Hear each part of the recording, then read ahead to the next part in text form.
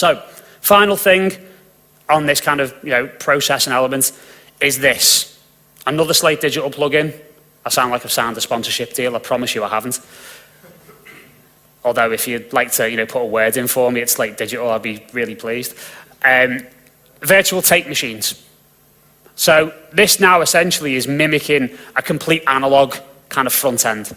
Meaning I've got essentially digital tracks in the box running through a virtual emulation of an analog mix console running through into a tape machine. So I am mimicking a front to back approach to analog, but within the box, which gives me a huge amount of power. So again, a lot of the natural compression, even things like, say for example, you actually have the tape hiss, which is great because you can actually turn it off, which you can't on tape, real tape anyway. And it just gives you this lovely, warm, extra natural compression, which happens when you transfer an audio signal to magnetic material like this. So it's got a couple of different, let's move this over. It's got a couple of different tape types.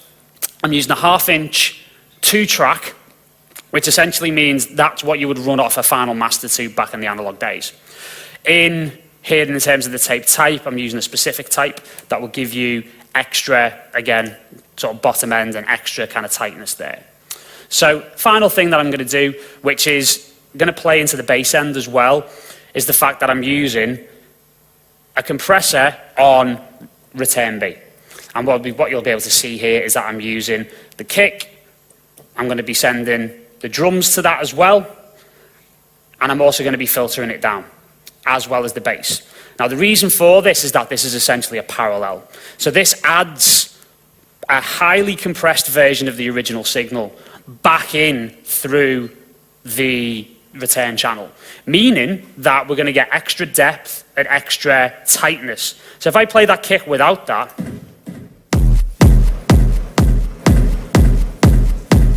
and if I add in the parallel now, you'll be able to feel the difference.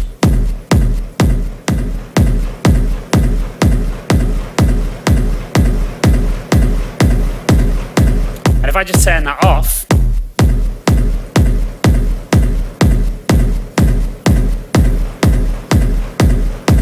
you can just hear that real weight come through. And it's something that you listen to in a lot of finished tracks and you go, how the hell did they get that? Wow. Like, how does that happen? And again, this is how it happens through the use of good parallel processing. Now, I'm over-accentuating it here for the purposes of demonstration.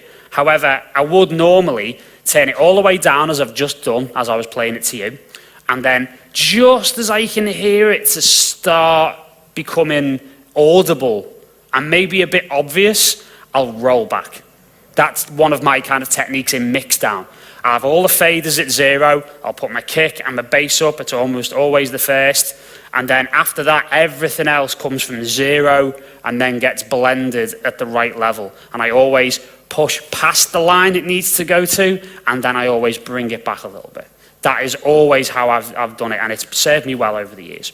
You can see here as well that even though I am going to be sending a lot of the percussion to this as well, you will be able to see that I'm actually filtering it down. So I get the lower end of the claps, I get maybe toms and things like that, maybe even some of the lower end of the hi-hats in there as well. And maybe I'm going to be a little bit sort of dirtier with my mix down with these types of tracks, because in other styles of music I'll be rolling off the bottom end a lot on things like hi-hats and on other percussion sounds in order to clean up the bottom end to make it clear. With more melodic styles it's really, really important to do that. In techno, maybe not so much because the drums are the stars of the show. So in terms of moving on, if I just play this alongside our drum tracks here, and you can see I've got a drum rack open with various different sounds which I'm about to go through with you.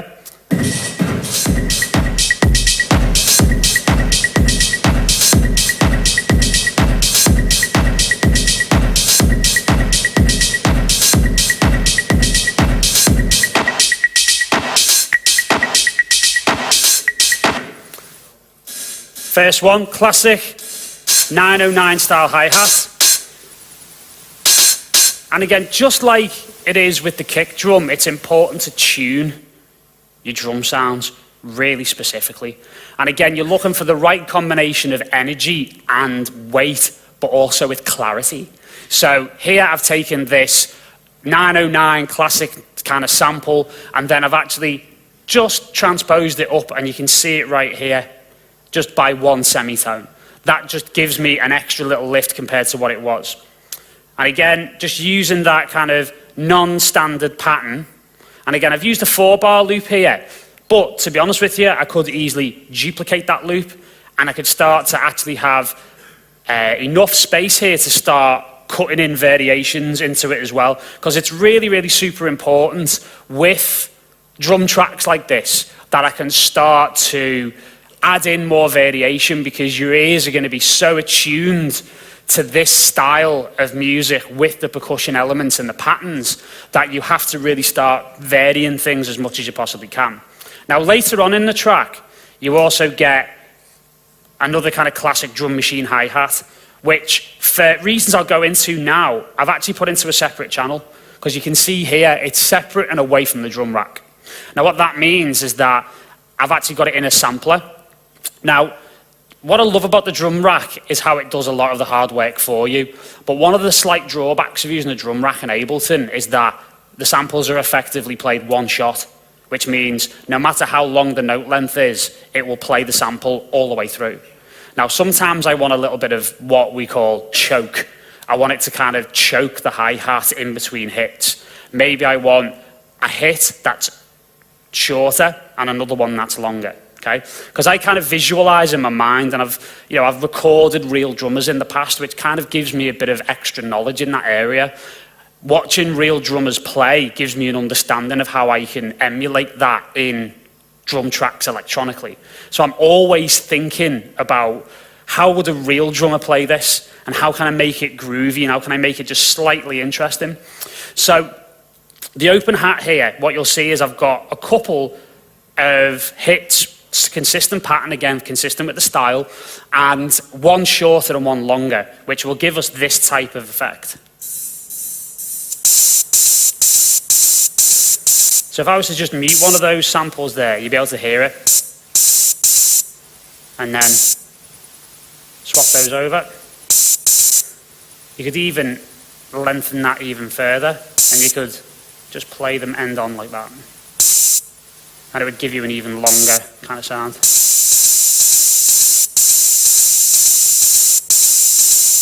And you could even vary it by having one maybe shorter and one longer later on in the pattern. And it seems like a really small and really kind of stupid change to be focusing so much in on.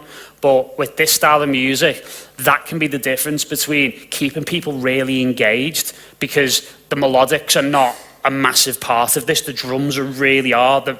Effectively, when I make styles of music like this, or the whole sort of Drumcode thing, the drums really are the melody. And you have to compose them almost in the same way as you would compose a melody. So bringing the whole thing together with this particular first drum sound.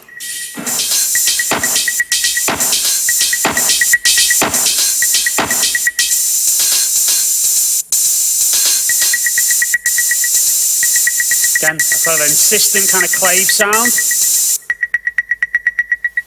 Almost like a Morse code type symbol. Now, here you can see I've dropped this quite a lot by 4 semitones in order to get an interesting sound. But also what I've done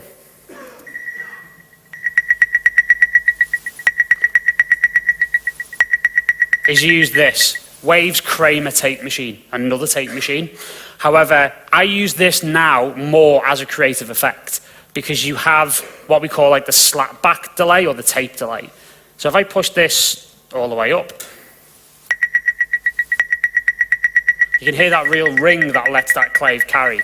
And again, small detail, but what I also like about the Kramer tape is that there's absolutely no beat sync.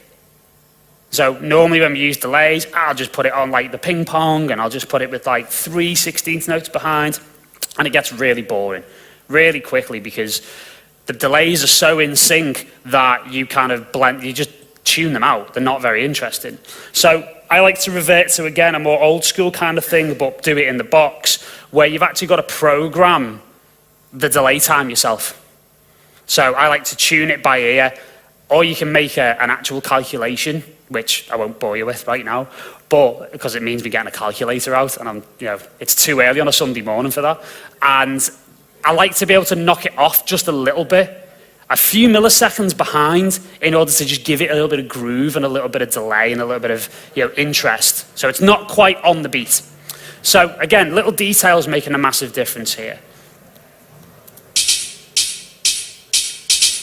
Again, so your nominal kind of earlier hi-hats closed.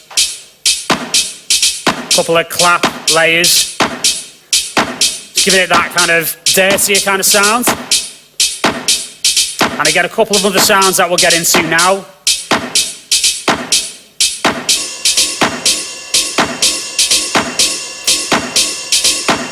And again, your sort of classic 909 sort of ride sound. 5 semitones, really, really dull, really, really kind of lower in pitch than you would normally hear in tracks, just to add weight and body and a bit more substance. And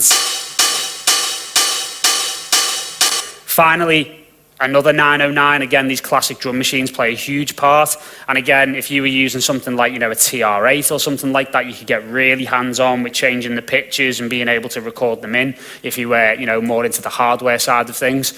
And again, another 4 semitones down. So it gives us a more kind of raw sound.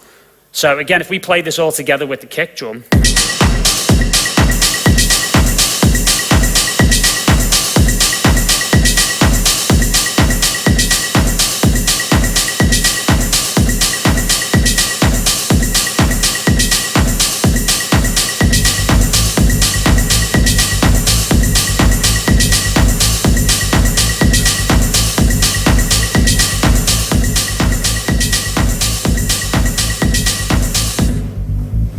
and getting onto the bass, I'm going to introduce you to a real favourite. Now, again, just mimicking that kind of very groovy, very, chugging 2-note bass that really sets the foundation for the rest of the track. I'm a massive user of Spectrasonics plugins. I do a lot of work in the film industry as well. However, for electronic work, for me, with bass, it's all about Trillion. All about it. Reason being, the deep multi-sampling of various classic bits of analog hardware is stunning. Now, this isn't a patch that I've pulled up like a preset, for example, so I'm only really scratching the surface of what Trillion can do, considering the fact that if I just open up another instance here, you can probably start to see the amount, just the sheer amount of stuff that this thing can do. It is literally a total bass module. It will do everything from your synth basses, right the way through to acoustic bass, right the way through to electric bass, fretless, and you can get incredibly stunning, very, very realistic results. So all I've done is used a couple of ARP 2600 sawtooths and then just filtered them down. Added a little bit of fatness through the processing once again, bit of side chaining using the glue compressor. Again, the glue is emulating an SSL mix bus compressor, which is a great addition to Ableton Live, and one of my favorite compressors overall. Very utilitarian, but very great sounding. And literally just feeding the pattern through and then rolling down on the bass, very, very harsh, right the way down to about 150, just so you get the real sort of bottom end. So again, just to give that a quick play.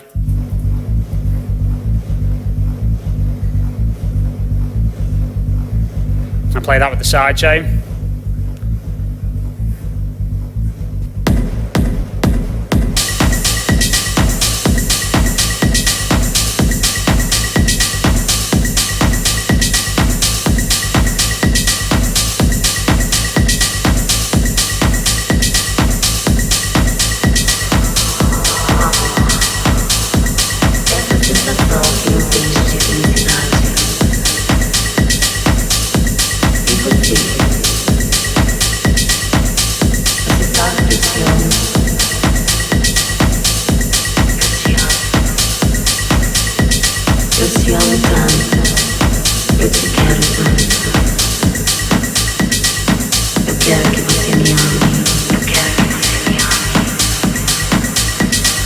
So again, just rolling onto the vocals here. This is an old vinyl that I actually own by a British record label called NRK Records that were based out of Bristol. And great record label in its time, and they did vinyls of acapellas. So again, this type of acapella, again, very, very loop-based, not very kind of, you know, song-based, so to speak. So again, it suits the style quite well because it sits on top of these drums quite in an interesting way. They're very conducive to being cut up. You could quite easily chop these into individual samples and be able to trigger them over the top in things like a drum rack. But the processing that I've done here to kind of give it that slightly wonky edge is what I want to focus on here. I'm using complex pro mode in Ableton for the specific reason that I like to be able to retain what we call the formants in the signal. Now, what a formant is essentially the natural harmonics within an instrument, or in our case, within our vocal cords, that happen at about 1,000 hertz instances. So it allows you, when you transpose things downwards, it allows you to retain the vocal tone and the clarity of the instrument. So I like to be able to double up. And you can see here I'm panning things quite wide, which means I'll be able to get a little bit more width in the stereo image. And again, on the double, I'm actually utilizing it at its root pitch, which means you get this nice play off and you get this nice double tracked kind of effect. Again, I'm sending this through to the stock Ableton reverb, which I've got quite a long decay time on, because it will allow me to quite organically build out of these elements tension, quite a bit of drama, without the need to, you know, blast white noise at everyone, which is kind of one of my pet hates in production. You know, if I want to be blasted by a smoke machine, I'll stand in front of it when it goes off. I don't want to be blasted at it through the speakers, thank you very much. So, sort of bringing everything to a head now, you'll be able to hear like the effect of the reverb. Essa sensação que nos enche de felicidade. Original, which has effects on as well. Você sabe que eu te amo. So you can hear that's the original. Eu te amo tanto.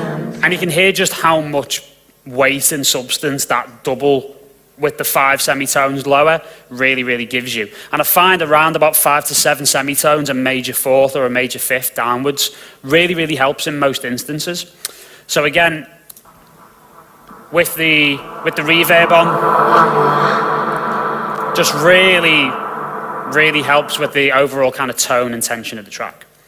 So again, playing the whole thing kind of together, you can see where a lot of the tension comes from in these Drumcode style records.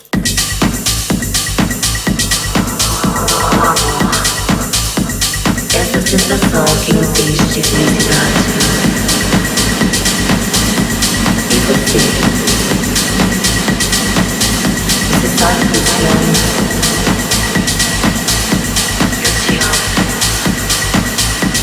Eu te amo tanto. Eu te quero tanto. Eu quero que você me ame. Eu gosto quando você me toca.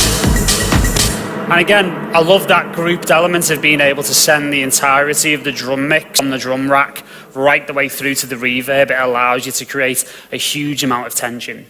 So finally, there's that kind of bass stab, or the main sort of lead stab, which I'll spend a couple of minutes doing because we're kind of a bit pushed for time, but we'll get there. Effectively, it's the classic kind of techno thing, the classic techno riff. Modified patch here from Silent, and again, it's all to do with the tuning of the oscillators. One being obviously at the root, another one being 3 semitones up, so again, like a major third, octave, 0 here, but obviously up a fifth as well. So that allows you a lot of different kind of styles in terms of essentially playing chords within this sound. So I like to leave it kind of quite open. And if I just solo that, and that's already solo, then I'll just play it. With lots of reverb on. And again, just rolling on.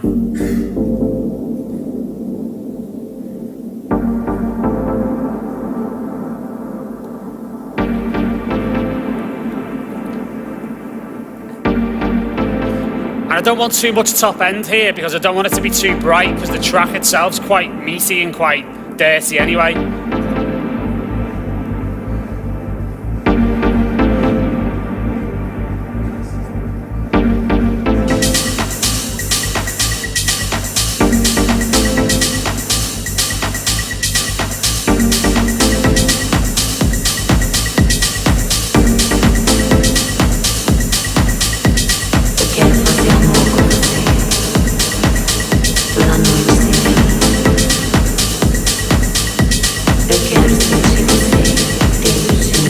And again, I've got the option there because it has quite a lot of low end in it. I can then flick my return B up on the send for the lead, add a little bit of extra weight through that drum parallel using a glue compressor.